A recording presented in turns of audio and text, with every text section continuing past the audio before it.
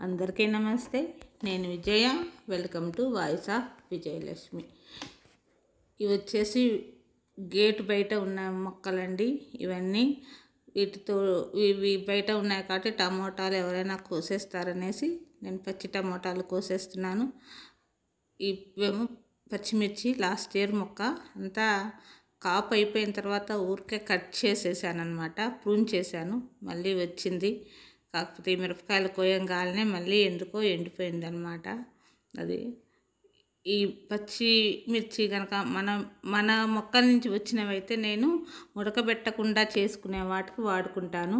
ఈ టమోటాలు, ఈ పచ్చిమిర్చి, ఒక 2-3 దొండకాయలు వచ్చాయి, వాటితో నేను పచ్చడి చేసేసుకుంటాను అనమాట. ఎందుకంటే అవి ఉడకబెట్టము, మనం మంచిగా పండించుకున్నాయి కదా, ఉడకబెట్టకపోయినా పర్వాలేదు కాబట్టి ఇలాంటివి పచ్చిగా ఎక్కువగా వాడుకుంటాను. కొద్దిగా వస్తే ఒక 2-3 దొండకాయలు ఉన్నాయి, ఈ టమోటాలతోటి అలా చేసేసుకుంటాను అన్నమాట. ఇంకా ఇక్కడ కూడా ఉన్నాయి. పచ్చి టమోటా పచ్చడి కూడా బాగుంటుంది. అయితే నేను ఈ వీడియోలో మా కన్స్ట్రక్షన్ చేసేటప్పుడు ఇసుక పట్టుకునే జల్లెలు వస్తాయి కదా, వాటిని నేను పందిరిలాగా ఎలా చేసుకున్నానో చూపిస్తాను. ఎందుకంటే అవి ఇక పనికిరావు అన్నమాట మనకు కన్స్ట్రక్షన్ అయిపోయిన తర్వాత. సో వాటిని మేము ఒక కాకర చెట్టుకు పందిరిలాగా వేశాను.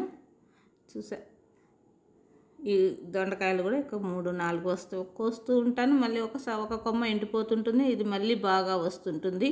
అదే అర్థం అవ్వట్లేదు నాకు. ఈ దొండ మొక్క మాత్రం అప్పుడప్పుడు 5-6 కాయలు వస్తాయి, ఒక్కోసారి 7-8 కాయలు వస్తాయి. ఆ పచ్చి దొండకాయలతో కూడా పచ్చిగానే అలాగే పచ్చడి చేసేస్తే దోసకాయ పచ్చడిలాగా బాగుంటుందన్నమాట. చూసారు కదా, పచ్చి కొబ్బరి, టమోటాలు దాటితో చేసేసాను.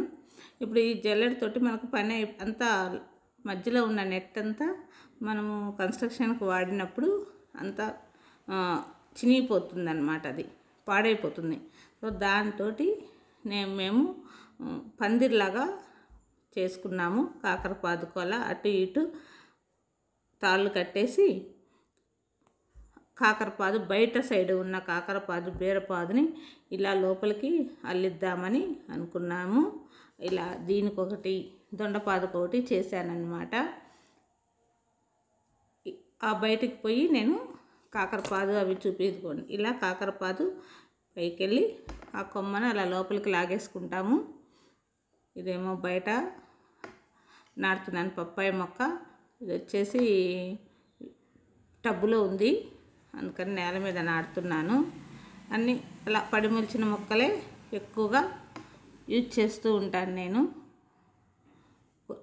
ఇంతకుముందు ఈ ప్లేస్లో ఒక మొక్క ఉంది, కానీ అది పప్పాయ మగ మొక్క అయిపోయి దానికి అసలు కాయలు రావట్లేదు, ఓన్లీ పూత వస్తుంది. అందుకని ఆ ప్లేస్లో టబ్లో ఏదో మొలిస్తే అది తెచ్చి ఇక్కడ నాటాను. ఇది వచ్చేసి బీర కూడా ఇలా పైకి వెళ్తుంది. ఇంకా ఆధార్ కార్డు తోటి మనకు కొన్ని మొక్కలు ఇస్తారని చెప్పాను కదా, ఇది కూడా దానిమ్మ పడి మొలిచింది. ఇక్కడేమో మునగ ఉంది, అది ఒకటి. ఇది నిమ్మ,